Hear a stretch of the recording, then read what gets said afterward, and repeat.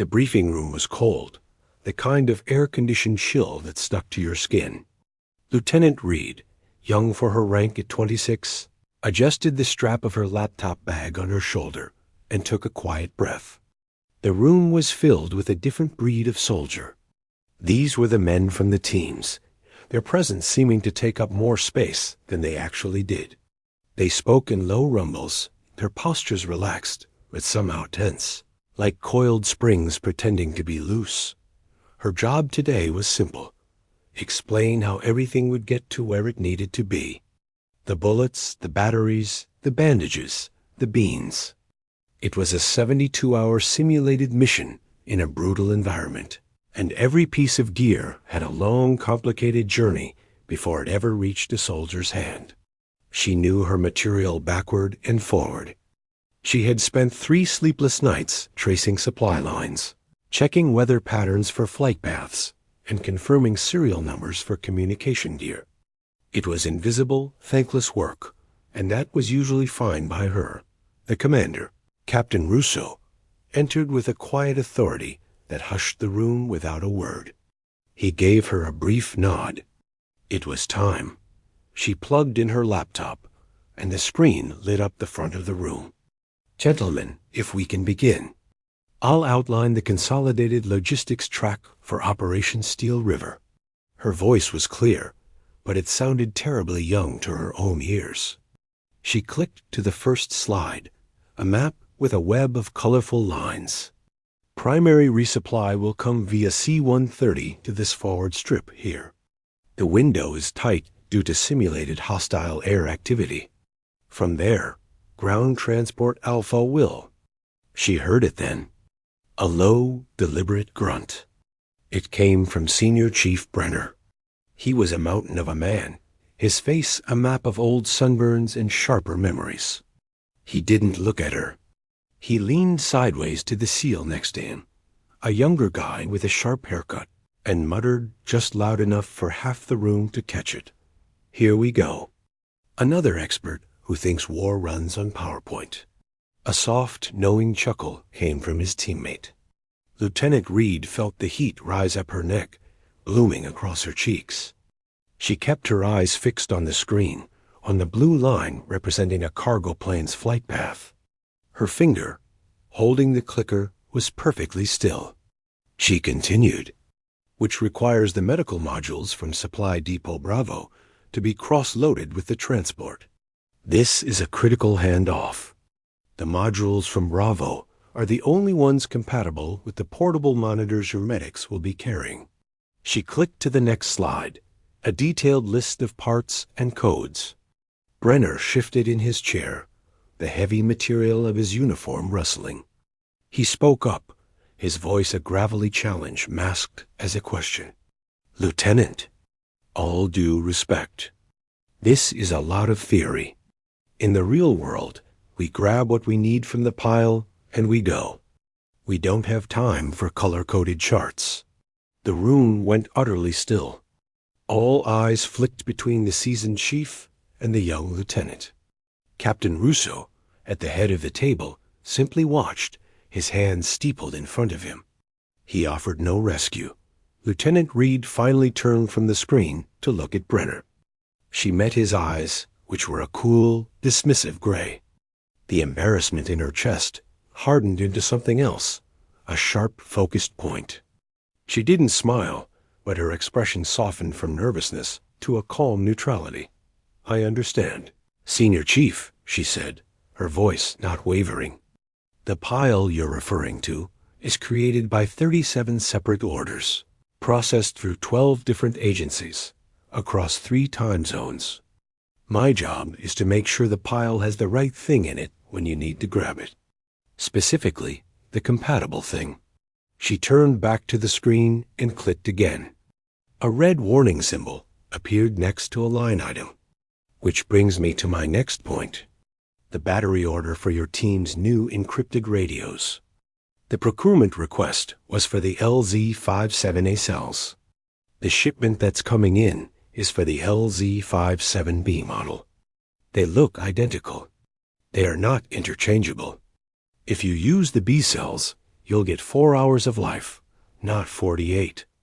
I've flagged it for correction. Brenner's jaw tightened slightly. He hadn't known that. He waved a dismissive hand. A detail for the supply clerks to sort out. It is a detail, she agreed, clicking to the final slide, a simple timeline.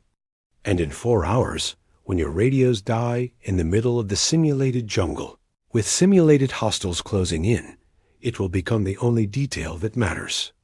My recommendation is to delay insertion by 6 hours to allow for the correct shipment to arrive. A few of the other men in the room glanced at each other. Her point was logical, cold, and inconvenient. Brenner leaned forward, placing his thick forearms on the table. We're not delaying a mission because of batteries. We'll make do. We always do. The clock is the one thing we can't get more of. Lieutenant Reed held his gaze for a second longer, then looked at Captain Russo. The risk is noted, sir. The timeline, however, remains as originally set with the flawed equipment. Captain Russo gave a single, slow nod. Proceed, Lieutenant. She finished her brief, outlining the contingency plans for water purification and cold weather gear. She clicked off the projector. The room was quiet. She gathered her notes, her movements efficient and quiet. The heat in her face had cooled, replaced by a hollow, steady feeling. She hadn't won any respect. She had just been a momentary obstacle, a buzzing fly they'd had to listen to before getting to the real work dot as she walked out of the briefing room. The low conversations started up again behind her, already moving on to tactics and weapons. She walked down the sterile hallway, the sound of her own footsteps her only company. She hadn't expected a parade, but she had expected, maybe, to be heard. The chief's words, another expert who thinks war runs on PowerPoint, echoed in the empty corridor. She pushed open the heavy door to her small windowless office, filled with spreadsheets and shipping manifests. This was her war, and in a few hours she would be proven right out the air in the Tactical Operations Center, or TOC, was thick with a low buzz of focused energy. Screens glowed with maps and streams of data, and voices spoke in clipped, professional tones into headsets. Lieutenant Reed sat at her station, a corner dedicated to logistics, surrounded by monitors tracking the flow of equipment. On one main screen, she watched the blue icons representing Senior Chief Brenner's team move deep into the simulated exercise area, a dense patch of woodland marked on the map as hostile territory. Everything, so far, was green. For the first 2 hours, it was a quiet kind of busy for her. She confirmed the cargo plane's arrival at the forward strip, saw the ground transport team's signal they'd collected the pallets, and ticked off the boxes in her system. The wrong batteries, the LZ-57B models, were now in the field with Brenner's team. She had filed the correction order, but it was still winding its way through the system, far behind the men already on the ground. Not then, the first blip. It wasn't a dramatic alarm, just a note on her comms feed. The ground transport team reported a minor technical delay unloading one of the medical crates. The manifest she had warned about. She typed a quick query, her fingers tapping swiftly. Confirm compatibility of medical module with monitor sets. A reply came back a minute later. Module interface appears non-standard. Checking. A seed of cold dread planted itself in her stomach. She pulled up the original procurement request on one screen and the shipping invoice on another. There it was. The same kind of error as the batteries. One letter off in a part number. Someone somewhere had typed it wrong, and $1 million system of checks had somehow missed it. She had caught it. Brenner had dismissed it. On the main tactical screen, the blue icons had stopped moving. They were static, clustered in a clearing. Then, the voice of the exercise controller crackled over the main speaker, calm but clear. Talk, be advised. Viper team radios report rapid power drain. Communications becoming intermittent. The room got a little quieter. Eyes flicked to the screen. Lieutenant Reed felt her jaw tighten. She didn't look up from her own screens, her world now narrowing to lines of data and timestamps. She opened a direct line to the flight logistics coordinator. Jim, I need the ETA on that corrected battery shipment. The LZ-57 They're supposed to be on Falcon Flight 22. The voice in her headset was apologetic. Falcon 22 is grounded, Lieutenant. Mechanical issue. They're scrambling a replacement bird now, but it's at least 8 hours out. 8 hours. Brenner's radios would be dead in 4. Maybe less. A new voice, sharper, came over the talk net. It was one of Brenner's communications men, his signal already fuzzy at the edges. TOC, Viper Actual is requesting immediate SITREP on medical resupply. We have a simulated casualty requiring advanced monitoring. Our equipment is not interfacing. Repeat, not interfacing. The simulated casualty was just a drill, a card pulled by the exercise controllers. But the frustration in the comms guy's voice was very real. They couldn't complete the treatment drill because the gear didn't fit together. Captain Russo, who had been observing from the back of the room, moved now. He walked over to stand behind the main tactical controller. His presence was like a stone dropped in water. The ripples of silence spread out from him. "Get me a solution," he said, his voice low. Not loud, but it carried to every corner of the TOC. The tactical controller started speaking rapidly, brainstorming emergency extraction plans or rerouting other teams. It was all tactical, about moving men. Lieutenant Reed listened, her mind racing down a different path. Moving men was one thing. Moving the right stuff to the men was another. She began to work, her movements silent and frantic. She pulled up a global logistics map, a constellation of flights, depots, and allied units participating in other nearby exercises.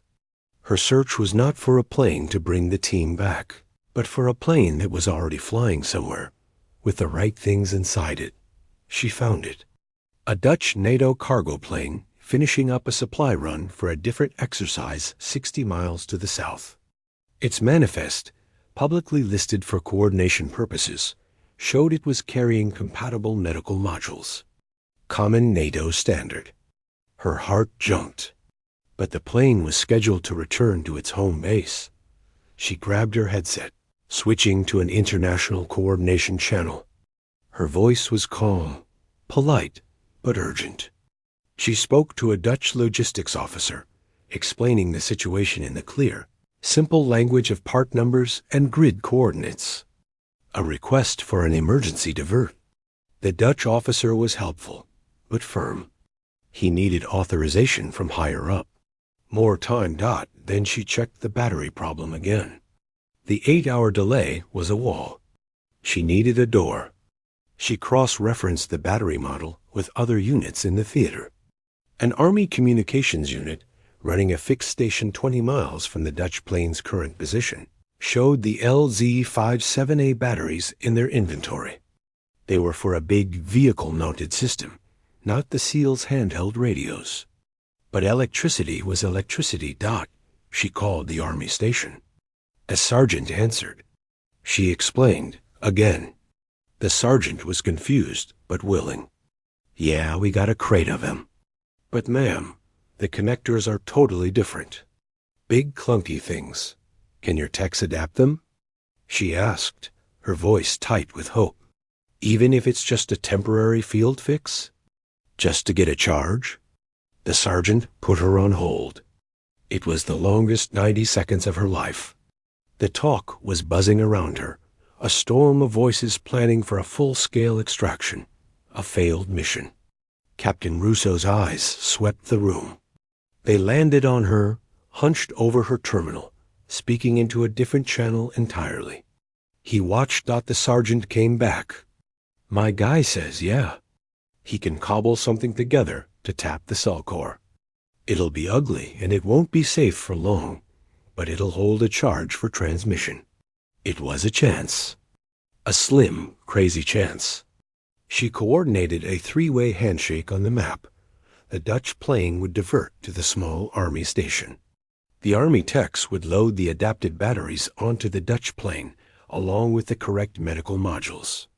The Dutch plane would then fly to a designated drop zone near Brenner's team. It was a Rube Goldberg machine of logistics. A desperate patchwork solution. She compiled the data, the coordinates, the timelines, and walked it over to the tactical controller and Captain Russo. She laid it out in 3 short sentences. Sir, there's a Dutch plane here. It can get the right medical gear to the Army station here, where they can jury-rig a battery fix. We can have compatible supplies on the ground for Viper team in 90 minutes. But I need you to authorize the request to NATO and clear the airspace. The tactical controller stared at her, then at the complex map she'd drawn on his screen. Captain Russo looked from the map to her face. She was pale, but her eyes were steady. He didn't smile. He simply picked up the dedicated phone line to the Joint Operations Command. This is Captain Russo. I need immediate priority clearance for a Dutch air asset. Diversion request following. Auth code Delta 7. We have a logistics solution in play. He hung up and gave her a single nod. Make it happen, Lieutenant. She turned back to her station, her fingers flying across the keyboard, connecting the dots in the sky that the men on the ground needed her to connect. The mission wasn't over yet. The next 90 minutes were a blur of precise, controlled chaos. Lieutenant Reed's world was her screen, her headset, and the steady stream of confirmation codes and timestamps that flowed across her monitor. The talk was no longer a place of buzzing speculation. It had become an orchestra, and she was conducting a silent, desperate movement from her corner. Every few minutes, a new hurdle appeared. The Dutch plane needed a specific flight path clearance. The Army techs needed clarification on which wires to splice. The weather at the proposed drop zone showed a sudden worsening trend. Each problem was a rock thrown into a pond, and she was there to smooth the ripples before they reached the shore. She spoke to a German air traffic controller, her voice polite but firm, navigating a thick accent and strict regulations. She had a 3-way call with the confused but good-natured Dutch loadmaster and the Army sergeant who kept calling her ma'am in a tone of growing respect. She coordinated with the exercise weather officer, shifting the drop zone coordinates 2 miles east to avoid a patch of simulated storm cells. Through it all, she was aware of Captain Russo's presence. He did not hover. He stood near the main tactical display, his arms crossed, listening to the overall flow. But his eyes would occasionally shift to her. He wasn't checking on her. He was observing a process. He saw the way she didn't raise her voice, how she solved problems by referencing a forgotten line in a regulation or a pre-existing agreement with another unit. She wasn't creating miracles. She was remembering connections everyone else had forgotten. On the main screen, the blue icons of Viper Team were still static. Their communications had dissolved into occasional broken bursts of static. They were ghosts in the machine, a mission freezing to death in the digital wilderness. The plan to extract them was still on the table, a silent admission of defeat waiting for the order. Then, a new icon appeared on the edge of the tactical map, a friendly yellow triangle. The Dutch plane. TOC. This is Atlas 1. A calm, accented voice came over the speaker. On approach to designated drop zone. Packages are secured for gravity drop. Request final verification. Every eye in the talk turned to the logistics station. Lieutenant Reed leaned into her microphone.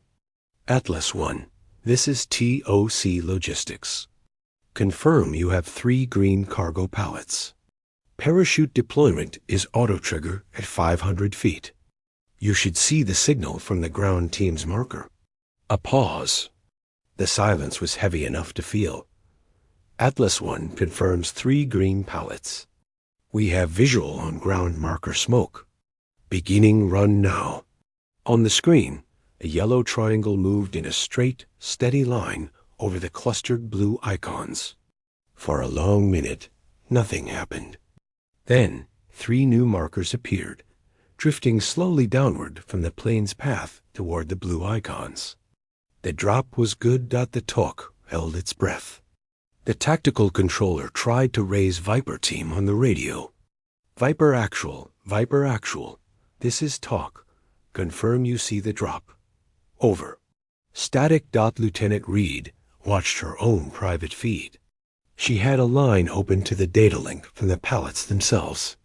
Small transmitters on each one sent a simple signal. Deployed, landed, intact. One by one, the signals went green. All 3 pallets were on the ground, and their basic systems reported they were functional. Then, after 5 more agonizing minutes, the tactical controller's voice broke, filled with clear relief. Talk, we have a signal. Faint, but it's Viper. The voice that came back was Brenner's, but it was stripped of all its gravelly confidence. It was thin, strained with the effort of broadcasting on a dying radio. Talk, this is Viper Actual. We have the drop. Repeat, we have the drop. A crackle swallowed his next words, then he came back. Medical modules are compatible. The battery fix is unorthodox. A faint, almost imperceptible dry chuckle. But it's taking a charge. We are back in the fight. Resuming mission. A wave of released tension, almost a physical sigh, went through the talk. People smiled, clapped each other on the shoulder softly. The mission was alive. Lieutenant Reed did none of those things. She leaned back in her chair, her shoulders slumping for the first time in hours. The intense focus that had held her together began to melt, leaving behind a deep, trembling fatigue. She simply watched as the blue icons on the main screen began to move again, slowly at first, then with purpose. Pushing deeper toward their simulated objective, she became aware of someone standing beside her station. It was Captain Russo. He placed a cup of cold coffee on the desk next to her keyboard. She had no idea when she'd gotten it or forgotten it. That was some impressive work. Lieutenant, he said, his voice low. She looked up, her eyes tired. Thank you, sir. It was the job. He shook his head slowly, not taking his eyes off the main screen where Viper Team was advancing. No, what you did in that briefing was the job. What you just did was something else. You saw the whole board when everyone else was looking at one piece. He paused. Senior Chief Brenner signed off on that original gear list, the one with the errors, didn't he? He overrode your initial warning. It wasn't really a question. She just nodded, once. Captain Russo was silent for a long moment, watching the successful mission play out on the screen. A mission saved by the officer who had been mocked for caring about part numbers. The after-action review is tomorrow at 1400, he said finally. I expect you to be there.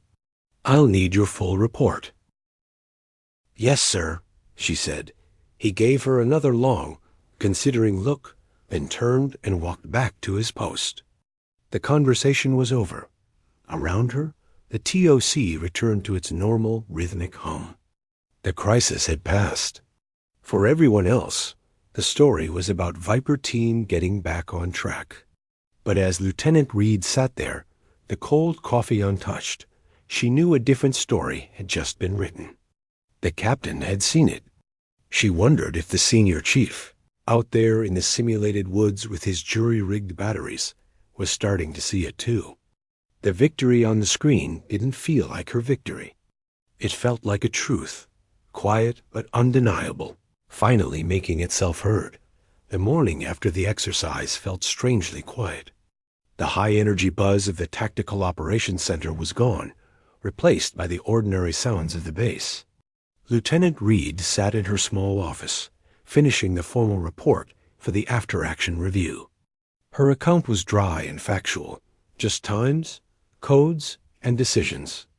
She made no mention of the scoffing in the briefing room, only noting that concerns regarding equipment compatibility were initially raised, but overridden due to operational time constraints. As she typed, her phone buzzed. It was a summons to see Captain Russo. Now, not in the conference room, but in his private office. A flutter of nerves stirred in her chest. Had she overstepped? Maybe the international calls, the jury-rigged solution, had been too much. She straightened her uniform, took a deep breath, and walked the long hallway to his door. She knocked. Enter. Captain Russo's office was neat, but lived in. Maps on the walls, books on a shelf, a small model of a ship on his desk. He was not alone. Senior Chief Brenner stood rigidly in front of the desk, his back to her as she entered. He didn't turn around. "Lieutenant." "Close the door, please," Captain Russo said. His tone was neutral, impossible to read. She did, then stood at a sort of attention, her hands clasped loosely behind her back. The air in the room was thick and heavy. Brenner's posture was like carved stone. Captain Russo didn't look at her.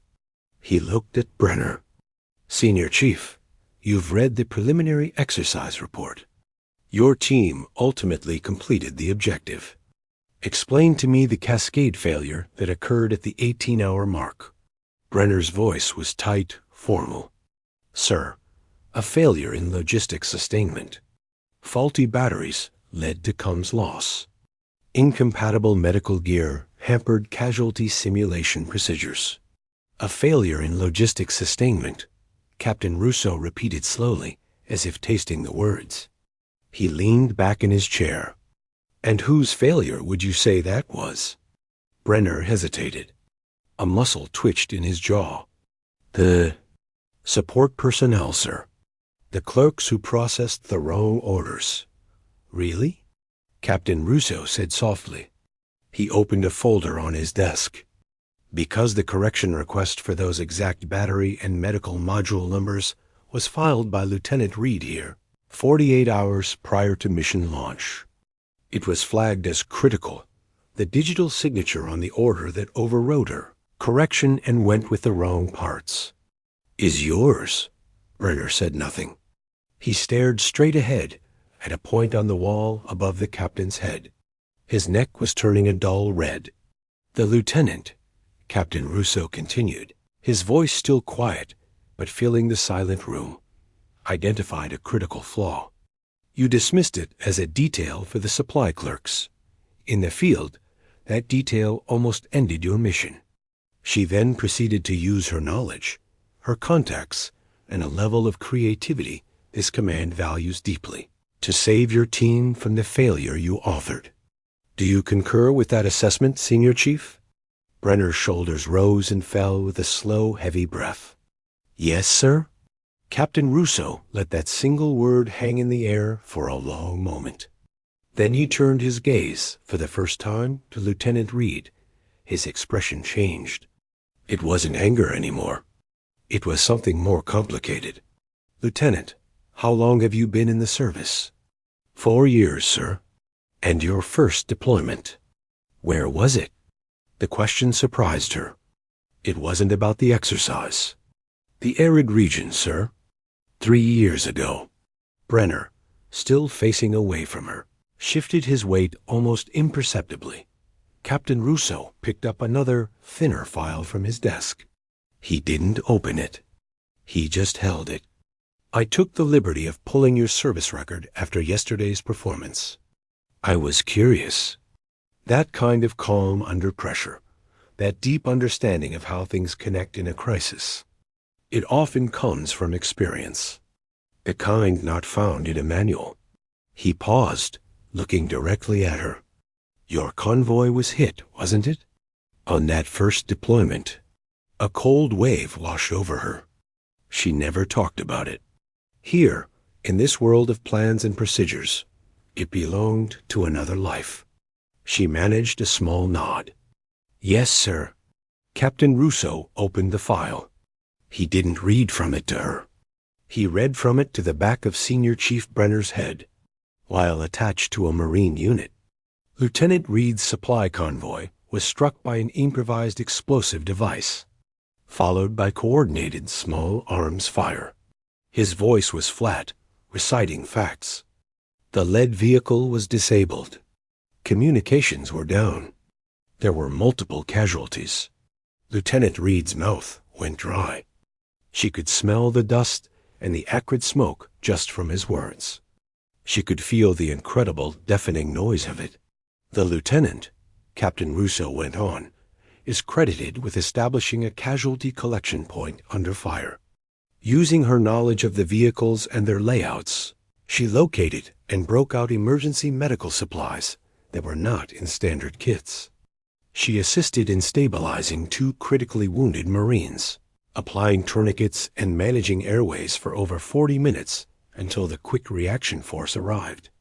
She then coordinated the on-site logistics for the recovery and retrograde of the disabled vehicles and personnel under continued threat. He closed the file and looked up. The citation from the Marine colonel in command recommends her for a commendation for valor. It states, and I quote, "Her composure and resourcefulness in chaos directly contributed to the saving of lives." The silence that followed was absolute. The hum of the air conditioner seemed too loud. Captain Russo looked from the file in his hands to the young officer standing quietly by the door, her face pale. Then he looked at the broad, rigid back of his most experienced SEAL. "Senior Chief Brenner," he said, his voice now low and deliberate. "You will turn around. You will look at this officer." Slowly, as if the motion caused him physical pain, Brenner turned. His face was a mask, but his eyes, those cool gray eyes that had been so full of dismissal the day before, were different. They flickered over her, not seeing the pressed uniform or the young face, but seeing the report the captain had just read. Seeing the dust, the smoke, the triage. He wasn't seeing a PP Ranger. He was seeing someone who had been tested, for real, and hadn't broken. "I expect you to be at the after-action review," Captain Russo said, his words final. "You are dismissed, Senior Chief." Brenner opened his mouth as if to say something, but no sound came out. He snapped a sharp nod, first to the captain, then, after a second's hesitation, a shorter, deeper nod in Lieutenant Reed's direction. It wasn't an apology. It was an acknowledgement. Of what, exactly? She wasn't sure. Then he turned and left the room, closing the door softly behind him. Alone with the captain, the silence felt even heavier. He placed the Finn's service record file back in his drawer. "Some people," he said, not unkindly, "think courage only comes with a rifle in your hand. They're wrong. It comes with doing your duty, wherever you are, however you can." He met her eyes. "You'll receive no special treatment from this, but you will receive the respect you've earned. That starts today. Dismissed, Lieutenant." She walked out of the office, her mind reeling. The confrontation she had expected had been something else entirely. The captain hadn't just defended her work. He had revealed a part of her past she kept locked away, using it not to praise her, but to teach a lesson. She felt exposed, but also, for the first time since walking into that briefing room, strangely seen. The after-action review was in 1 hour. She wondered what it would bring. The base auditorium had a particular smell: old carpet, polished wood, and faintly of coffee. Folding chairs were set in neat rows, filled with the men from the exercise. There was the usual low murmur of conversation, the rustle of uniforms, the creak of chairs as people settled in. The mood was relaxed, the kind that follows a hard-fought success. The problems of the exercise were now just stories to tell. Lieutenant Reed took a seat near the back, off to the side. She preferred to be an observer here, part of the administrative backdrop. She watched as the SEALs filed in, their easy confidence filling the room. Senior Chief Brenner came in with his team. He didn't look around. He took a seat in the front row, his back straight, his gaze fixed on the empty podium at the front. Captain Russo entered, and the room quieted without a command. He stepped up to the podium, laying his notes down. He began the after-action review, as he always did, with a clear, unemotional breakdown of the exercise timeline. He praised the assault team's final execution, their adaptability in the final phase. He commended the communications technicians for maintaining discipline during the blackout. It was thorough, fair, and professional. Then he paused. He looked out over the room, his eyes moving slowly across the faces. But a mission isn't just about the final assault, he said, his voice shifting. It was no longer just reporting facts. It was telling a story. It's about everything that comes before. The foundation. A foundation built by people who never fire a shot, but who make every shot possible. He picked up a remote and clicked it. On the screen behind him, not a battle map, but a simplified logistics flowchart appeared. It was the one from Lieutenant Reed's original brief, with the flawed battery and medical module paths highlighted in pulsing red. At the 18-hour mark, Captain Russo continued, this mission was dead in the water. Not because of enemy action. Because of us. Because of a failure in our own system. 2 small errors. He pointed at the red lines.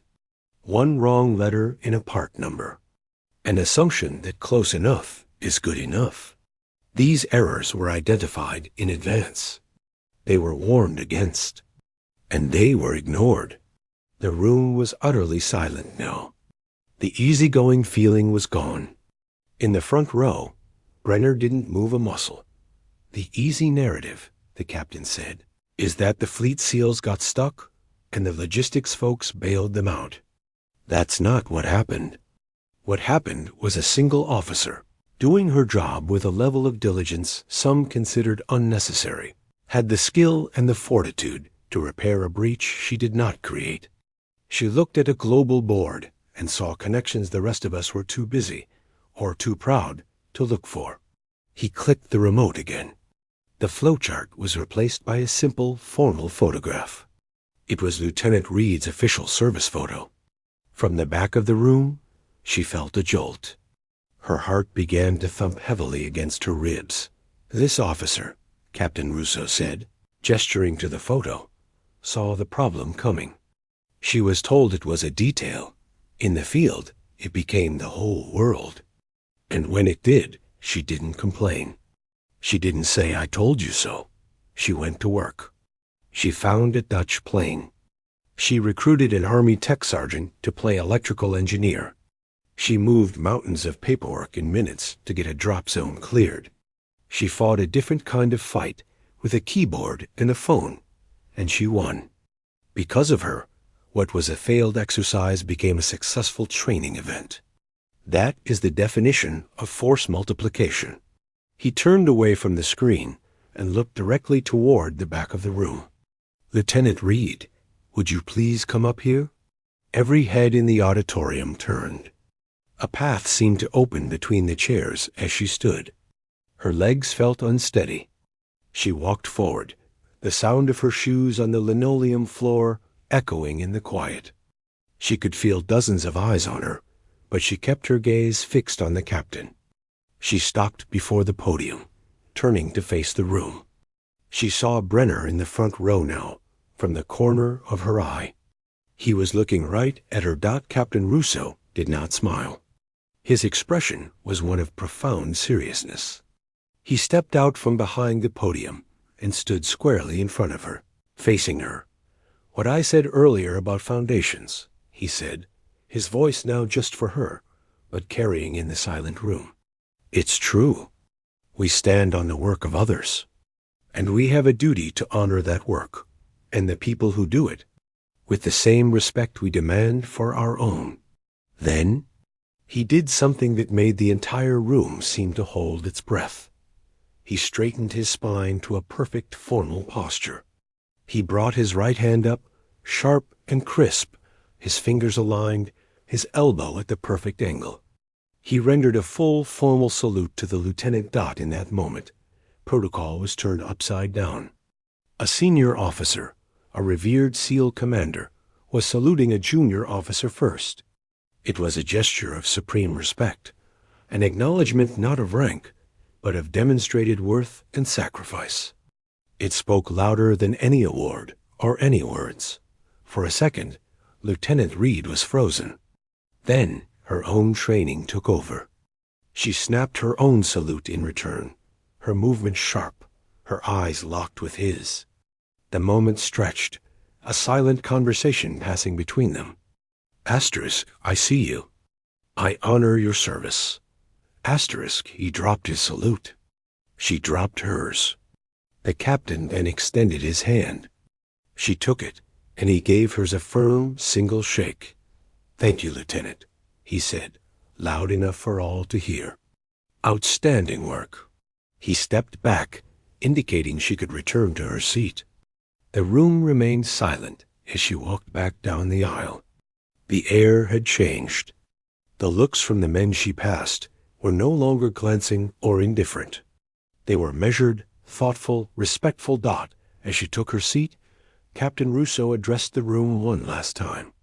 The lesson isn't about batteries. It's about humility.